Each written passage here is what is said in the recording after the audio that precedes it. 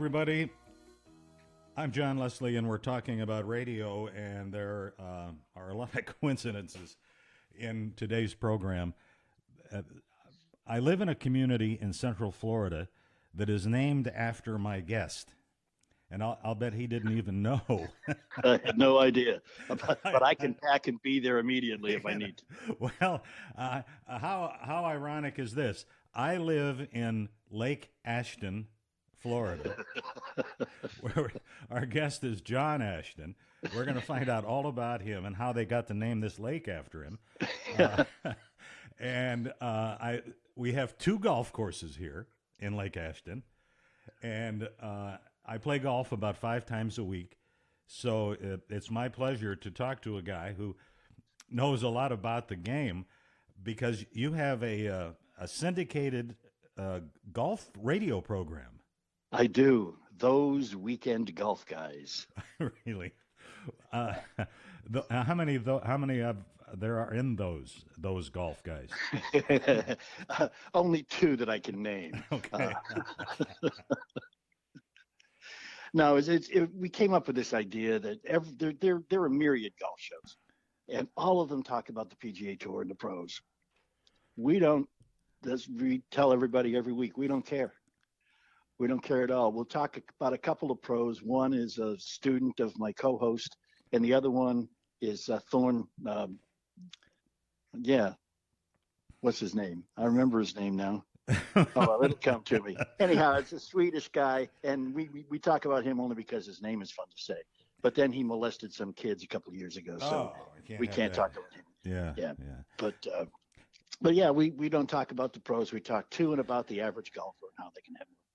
Oh, so you do talk about golf, not lessons as much as not what word am I looking for? You talk about how to play better golf. Is that correct? Yeah, we do. My co-host is named Jeff Smith. He's one of Golf Magazine's top 100 teachers. And then the man is pure genius. He can talk you into a better game. You don't have to watch what he's doing. He speaks English, not golfese. He doesn't have just one way to do things. And the guy has gotten my handicap down to 6. So that's the whole reason you started this program, right? Was to get free golf lessons? Get free golf. Yes.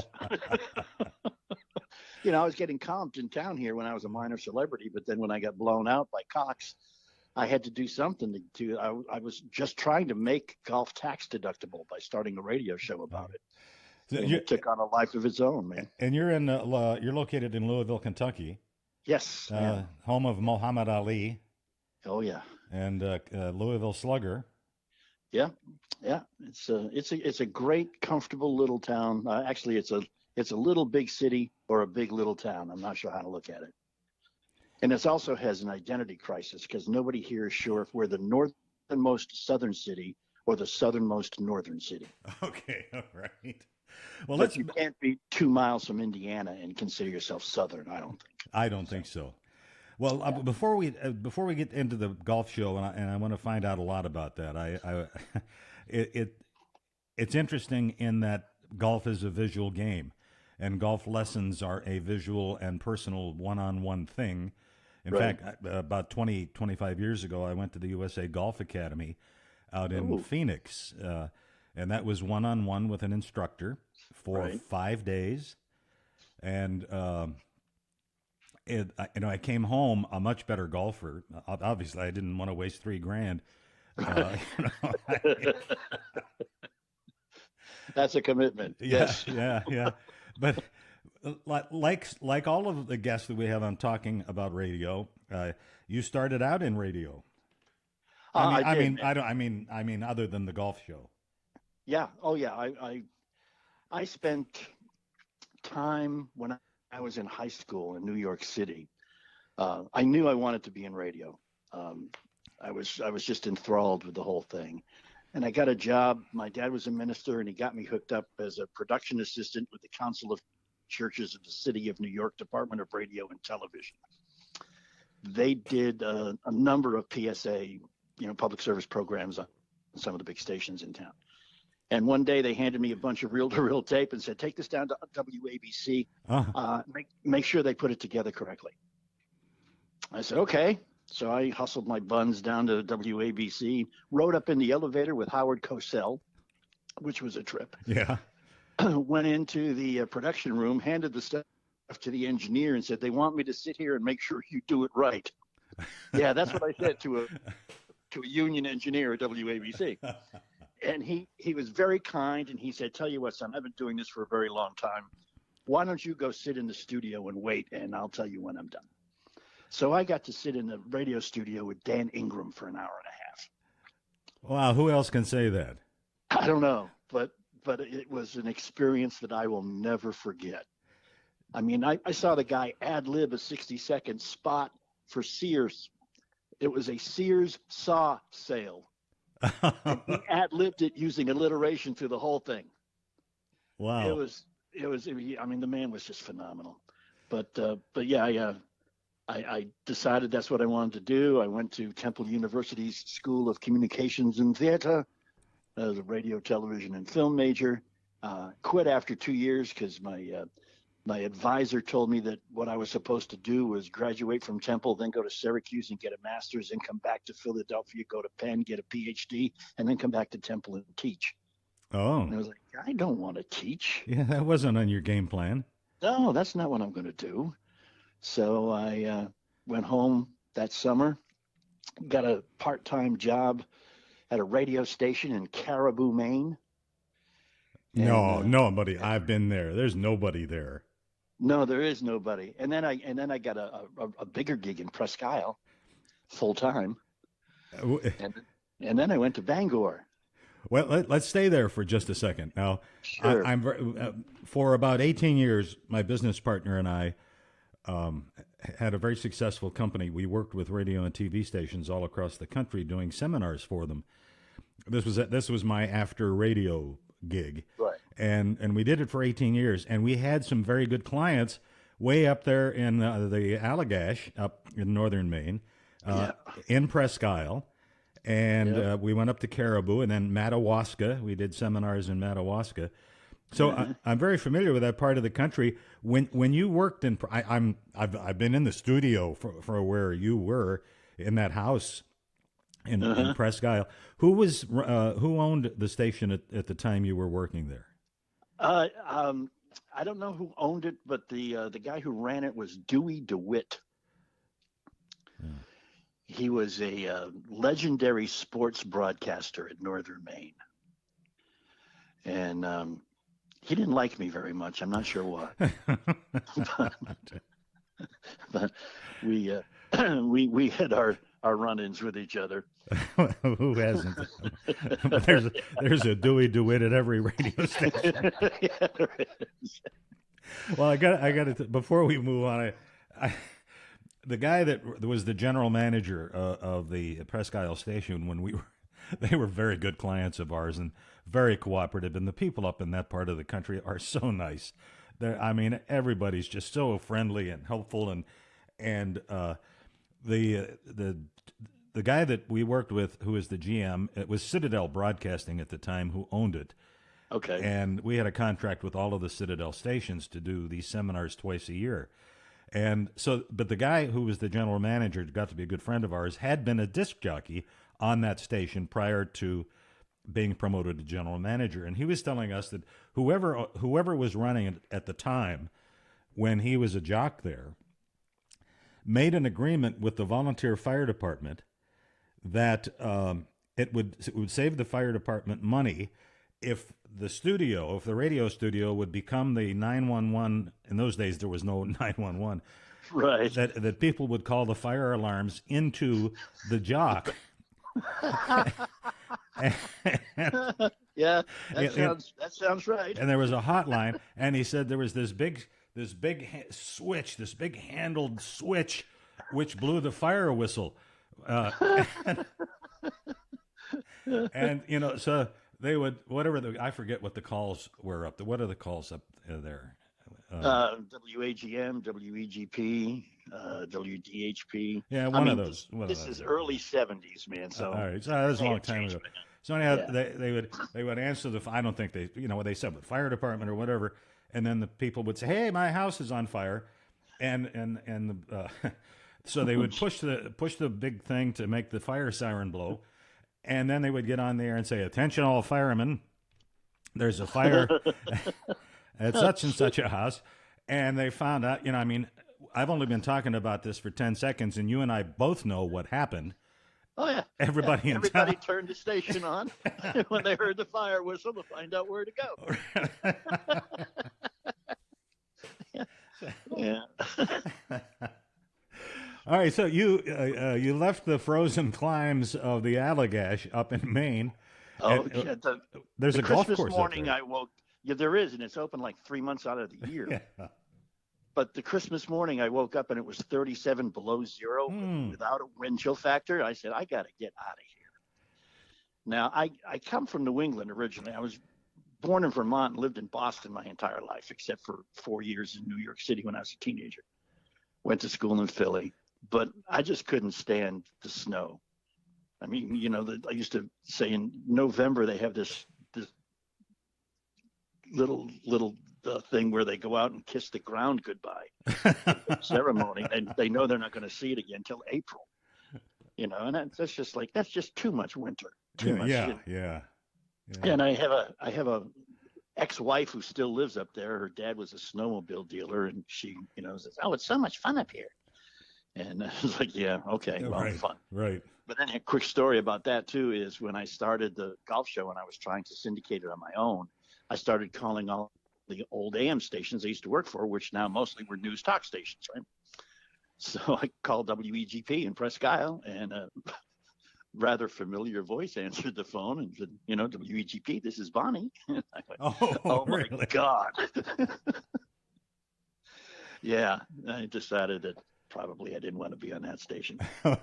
We're talking with John Ashton. We're talking about radio, and he is one of those weekend golf guys. And we're gonna get to. There are some interesting things that I want to find out about the syndication and other things, but we're not there yet. We're still he's still talking to his ex-wife on the phone. Early career. Yeah. All right. So all right. Then you said you had called up there from where you were working in. Yeah, I was here in Louisville. Louisville. And I decided, I had two grown daughters and a couple grandkids already. I'm an old dude. And when Cox came to me, I've been doing the morning show here at Light 106.9 WVEZ in Louisville for 12 years. And they were trying to sell the cluster. And they just called me in one morning when I got off the air and said, "John, you're too expensive. We need to get the numbers up. So you need to go make your own way in the world." Uh-huh. But along the way, though, I think you stopped in Wheeling. Oh, yeah, Wheeling, Bangor, Maine first, and then went to Wheeling, West Virginia, and had the privilege of working with Mike McVeigh with one of his first ever PD gigs. What station was that? It was at WNEU. That had been WHLL. Had it? Okay. Yeah. At 1600? Yes. Yeah, Yes. their original calls were WHLL. Great signal. Oh, yeah. Oh, yeah. We had great numbers. It was a daytimer, but he worked magic with that station. Now, what year would that have been? 76 through 79. Okay. 10 years prior to that, I was doing an afternoon show on WBZE in Wheeling, which eventually went dark. It was located on Waddell's Run Road near Ogilvy Park. Yeah, that's where NEU was. Yeah. In that little building right there. Yeah. Maybe I'm thinking that WBZE, man, rather than I think WBZE got new calls WNUE or NEU, whichever it was. NEU. NEU, yeah. Yeah, we were kind of an album. It was a daytimer, and it was an album station, and the transmitter was right in the room next to the studio. Yes. And we played these albums. They were terrible. I mean, I don't know who listened to it. And and I was young, and I did afternoons, and because it was WBZE, the afternoon guy, my name was Mr. Busy. Oh, cute, really cute. Now, you speak like I should know who this McVeigh guy. I'm not familiar with that name. Mike McVeigh is now one of the big. Well, he has been forever. One of the big adult contemporary consultants. McVeigh Media. Okay, yeah, all right, I got it now. Yeah, and I mean the man showed his genius early.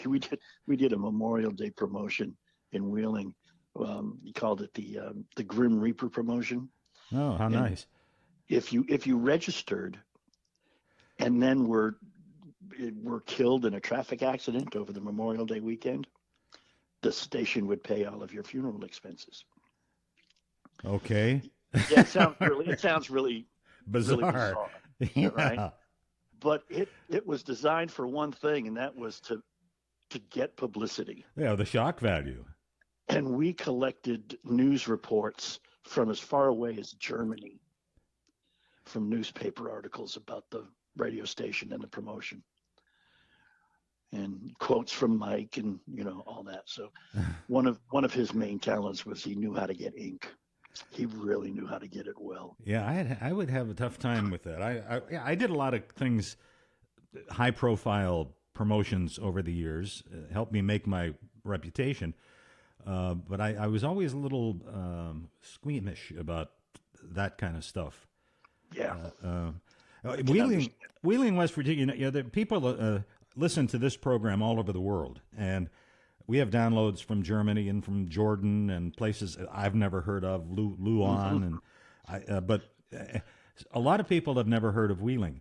Back in the 60s and 70s, Wheeling and Bel Air, Ohio, right across the Ohio River, was a great radio market, and with the likes of WKWK and WOMP and that 50,000 watt station, WWVA, where you could order your baby chicks.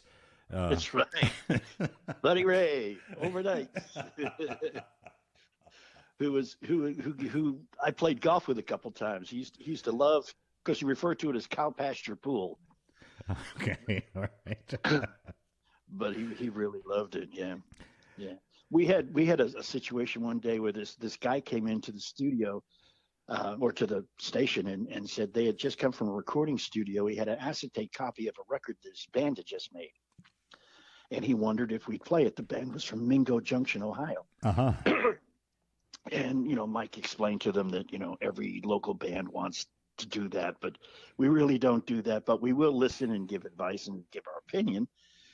And we put it on and played the acetate and heard the opening notes to play that funky music, and immediately carted it up and put it on the air. 6 months later, they won a Grammy Award, and we didn't get anything. Yeah, not even a tip of the hat. No, Right. Didn't a shout out or nothing. Well, there was a guy from Wheeling, and it was probably before your time, but he was. Sounds like the opening to a bad limerick. Go on. The guy's name was Sid Grubbs, and he used this moniker, Mr. D, the Mojo Man. Now, before my time. Well, yeah, it was. Sid never could quite land a gig on radio, so what he did was he went around and did record hops, and he had a full-time job, I think, either in Weirton Steel or Wheeling Steel or somewhere, and so he had some money, and what he would do, he was the guy who brought in all of the big names on stage and took them around to all the high schools, the Dovells. And James Brown, and you name it, and Sid Grubbs had them in, and I got hooked up with him. I think I was more hanging on. He never paid me a penny. It was just my desire to be around those people and get to know them.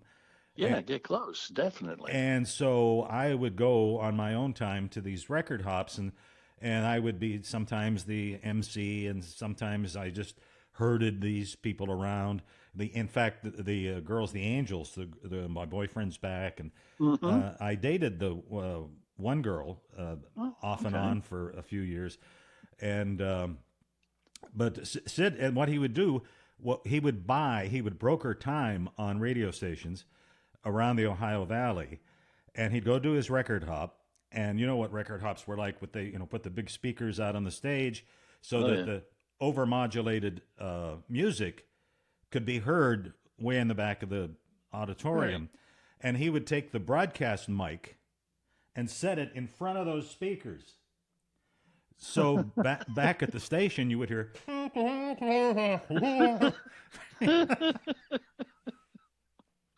Yeah. and then and in the background, you'd hear a bunch of kids, just Right. Yeah. dancing. So, well, anyhow, let's go back to Louisville now. They they blew you out of the station there. What was it again? WVEZ. We owned a station in Louisville. WHA, was it HAS? Yeah, I think so. HAS. Yeah. Yeah, Stoner Broadcasting. No, Oh, no, yeah. No. Well, we owned a station there. I don't remember what the calls were, but HAS was a pretty big station, and I don't think that was us. Yeah. I think it's now WDJX. It was owned by Stoner, and then was WAKY, Wacky. Yeah, AKY, right. Yeah, right, yeah. That's what brought me to town. Oh, really? 1979. Again, McVeigh hired me because he was a PD at Wacky at the time. Was Bill Wells he the called me manager? up. Bill Wells, he was a manager at DJX. Okay. Yeah, George Francis was the manager in 79, 80 when I came here. We're talking about radio with John Ashton. He's in Louisville, Kentucky. And now, who thunk up this idea of the golf thing? I mean, that's a crazy idea. Well, I'm a golf fanatic, and as I say, when I was no longer getting comped because I was no longer a minor celebrity in town, I had to come up with a way to at least make golf tax deductible. Right. So I called a buddy of mine who's a GM over at AM Talk Station, and I said, "Listen, can I trade you some voiceover work for 30 minutes a time?" And he was like, "Hell yeah, come on." So I started this show. It was just about the Kentuckiana Golf Guide, is what it was called at the time, and we just talked about golf around the Louisville, Southern Indiana area. And I got one sponsor, the Martini Tea guy. When he first started, okay. And he called me. He ran for a month, and then he called me at the end of the month, and he said, "I want to go again. I just got a huge order." And I asked where they heard about me, and he said, "They heard about me from those golf guys in Louisville." Oh. I went, "Wow, that's a better name." So we changed the name and started also, I became very interested in the whole podcasting idea. So we started putting the show up as a podcast, and the program director for the Sports Map Radio Network in Houston heard it, and he got in touch with me, and he said, "Love to put you on the radio." And I went, "Radio? Yeah, okay, Yeah, cool. I know what that is. Yeah. So we're with them now in 102 radio stations, coast to coast. All right. Now, how did I left regular AM morning show radio in 1995, Okay. and I left on my own terms. There was a new owner, and I knew that I was going to be leaving on his terms. So Head them off at the pass. that's right. So I left on my own terms, and I thought that, or I identified what I thought was a need, and that was for good, broad-based lifestyle entertainment programming on Saturday mornings.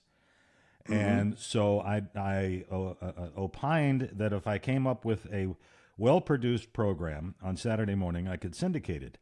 And so I got that started, and it took off pretty well. I was on.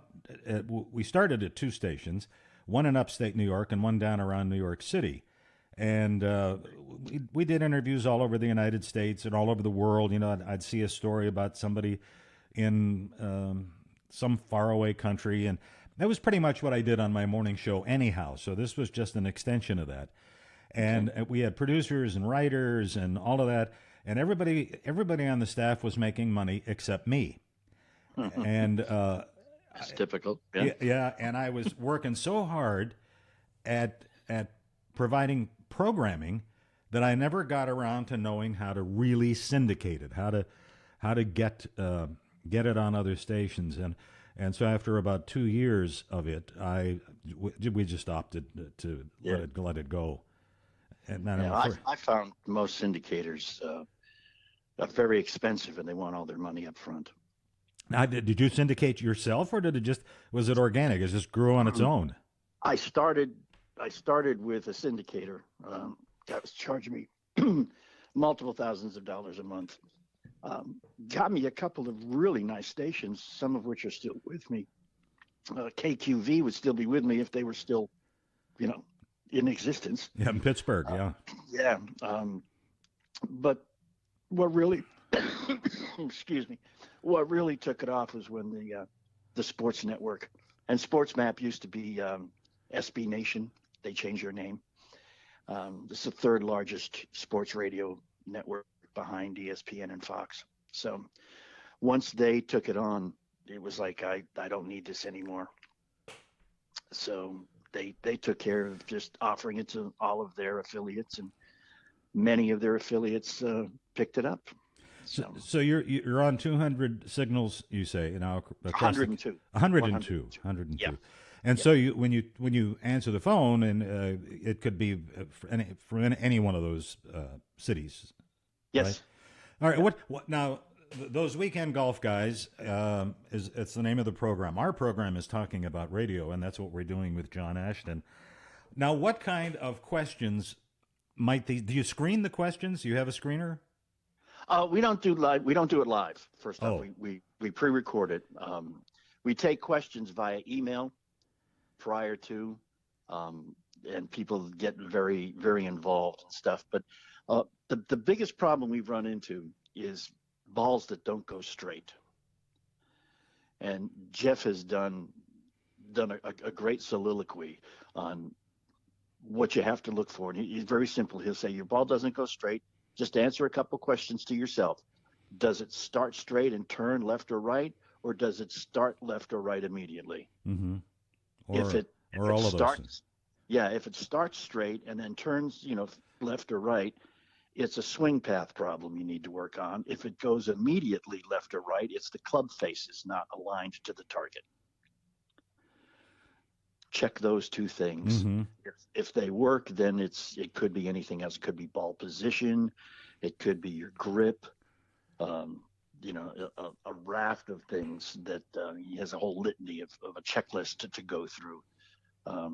But he says, don't pay the money to go and watch the videos on how to cure a slice in 3 swings, because there is no one way to fix anything, because there's not one thing that makes you slice. Well, it's interesting. We play a lot of golf here, hundreds and hundreds of rounds every year. We own the golf courses. The residents purchase them here. The developer developed them. And, right, fantastic. Yeah, and when he was done developing and he finished the last house, he said, "I don't want to run the golf courses, so either you guys can buy it, or I'm going to sell them to an outside enterprise." Right. Well, we bought them, and they're profitable. They're solvent. And one of the things that we'll get out there, and every day is different. We've got some. In fact, last week was the club championship, and these guys that play from the back tees, are the ones that are the club champions. And I get out there and I'm having a bad day, or the whole foursome is having a bad day, and I'm inclined to say, we're playing like a bunch of amateurs. I said, well, wait a minute. We are a bunch of amateurs. Well, that explains it then, doesn't it? What an interesting concept. I was picturing, and I'm embarrassed to admit that I'm not familiar with your program. I've not heard it, but I'm certainly going to find it. And particularly, are you still podcasting it? Yes. Oh, so yes, thoseweekendgolfguys.com. All right. Or any place podcasts are sold. So is it the podcast that's broadcast on the stations? It's the same show, yeah. Okay. We do it for the radio, but then we just upload it as a podcast. Are you getting downloads from the podcast?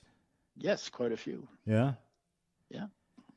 Well, we're doing quite well. And we're selling average. And I have a sales guy who called and he said, we don't sell radio anymore. We sell podcasts. Because the podcast rate is like $25 per 1,000 as opposed to what you can get for a radio show. Yeah, the host that I use, what's the name of it? Buzzsprout, but it's on all of the Yeah, talking about radio is on all of the distribution directories. sure. Yeah. But I get 1.4 cents for every download. So, I get 600 checks for 1.4 cents. Yeah.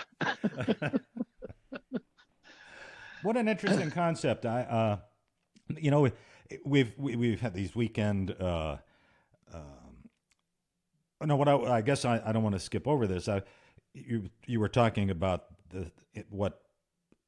how podcasting has positioned itself now in the realm of broadcasting. We just bought a new GMC truck about 3 weeks ago, and I'm still learning how to start it.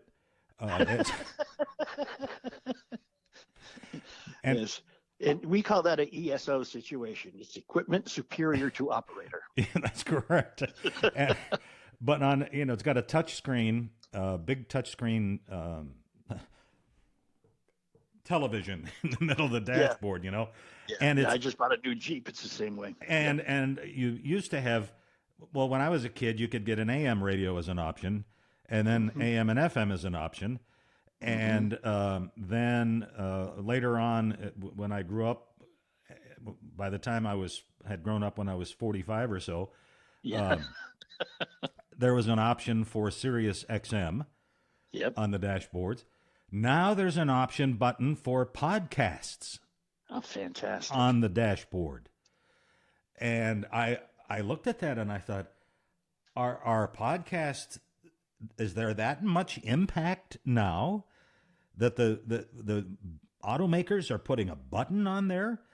And so I've started listening to some of them, and some of them stink. And Oh, yeah. and some of them are pretty riveting. You have to wait. You want to wait to hear the end of it, and you say, "Oh darn, I'm already at Publix." Yeah. We live in Kroger country, but Publix is building 2 stores here in Louisville. They are a great company. In fact, I belonged for 9 years to Publix Country Club, Lone Palm, Ooh, okay. in Lakeland, and it was made up primarily of retired Publix executives and PGA golf pros. Andy Bean was a member there. Brad Bryant was a member there. His brother Bart, who was just killed in a car wreck not long ago, they were both PGA Tour pros, and it was kind of cool rubbing elbows with Andy, in the locker room. Yeah, And definitely. but it was explained to me at the time when I joined over there. They said, when you see Andy Bean or Brad Bryant playing here on this golf course, they're not playing for fun. Yeah. When they're not playing with the other pros, mind you, but they're playing for money, and that's the only time they play is when they play for money. Wow. Yeah. And they play a lot and play very seriously. And Oh yeah, Andy handed me his 5-iron one time, and that instead of a shaft, he had rebar. yeah. He was one of the best iron players on the tour ever. Yeah, definitely. And we had up. I'm going to get back to. We have some time here left. Well, it's a podcast; it can go as long as it wants to. Yeah. Just cut out the boring parts. Exactly. Well, none of this is boring. This is great. And radio people can relate to this, and we're going to get a lot of downloads because you're going to promote this for me, aren't you, on your show? I am going to push the hell out of it, as they say. Yeah, I'll send you a link to it so you can Cool. do that and call all your relatives and everything and have them right. do that. But we had a up north, we're in Winter Haven, Florida, which is very near Orlando. And so we have tons of golf courses around here, and a lot of I've played TPC Sawgrass and a lot of the Lake Nona, where the pros, a lot of them live, and Yeah. there's a course up here called Champions Gate. There's the national and the international course, and a couple of years ago, maybe 3 years ago now, a friend of mine and I were playing the international course at Champions Gate. And they warned us ahead of time that there were 18 foursomes of PGA pros playing ahead of us, and it was an $8,000 buy-in. Oh, wow. And so 18 times 4 is, I don't know how many people, and each one of them had to put $8,000 in. And I don't know how they were, there was obviously a big purse for winning.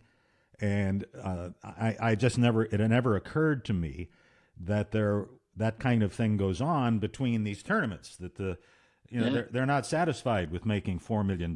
They got to make another couple of 100,000 in their off time. I think it's just the principle of the thing at the moment. They don't need the money. They just insist on the money.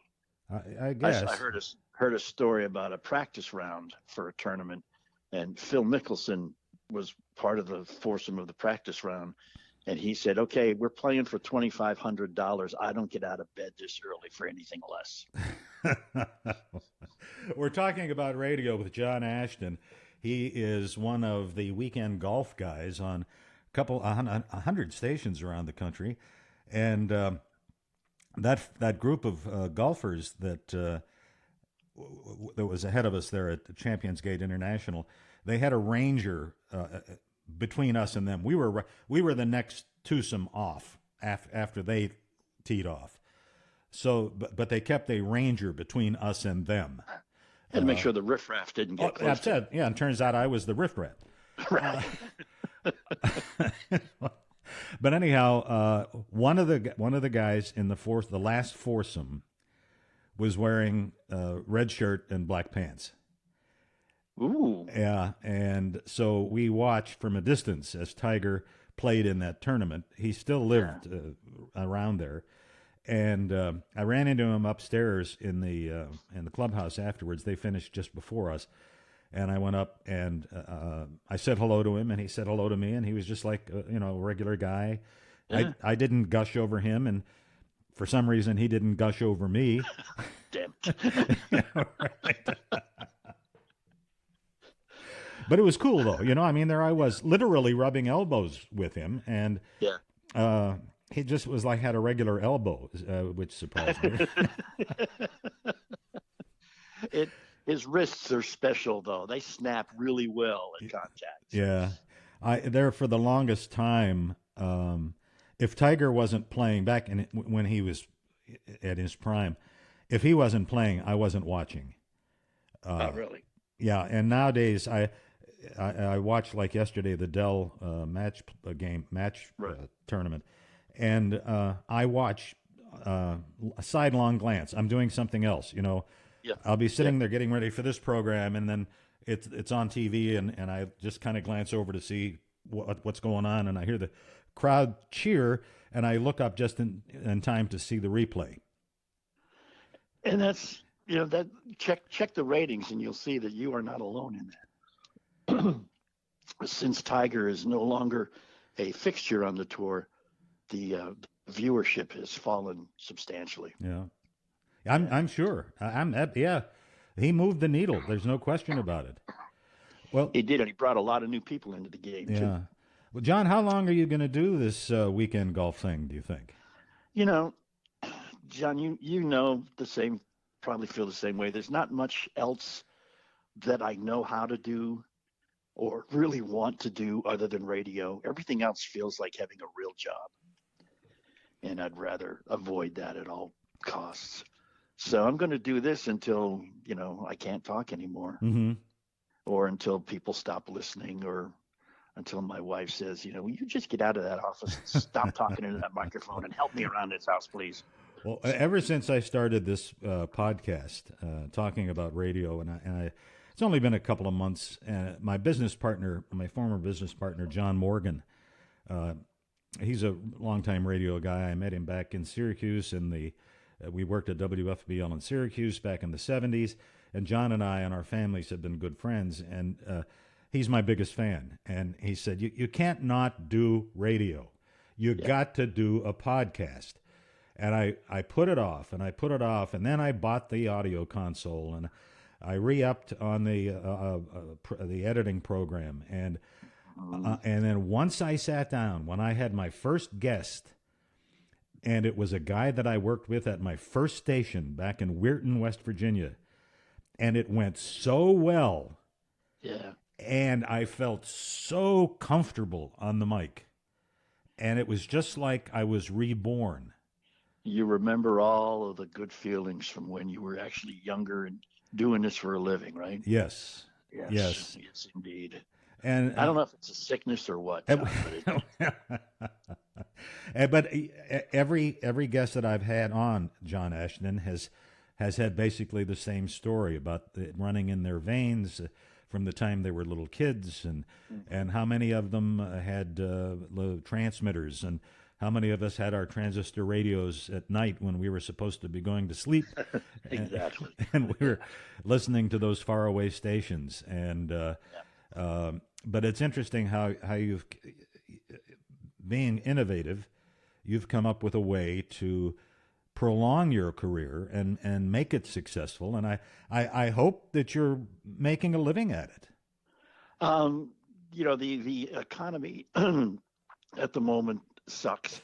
And when economies turn bad, the first thing most companies give up is advertising, which is the stupidest mistake. Yeah, it's twisted logic. They do.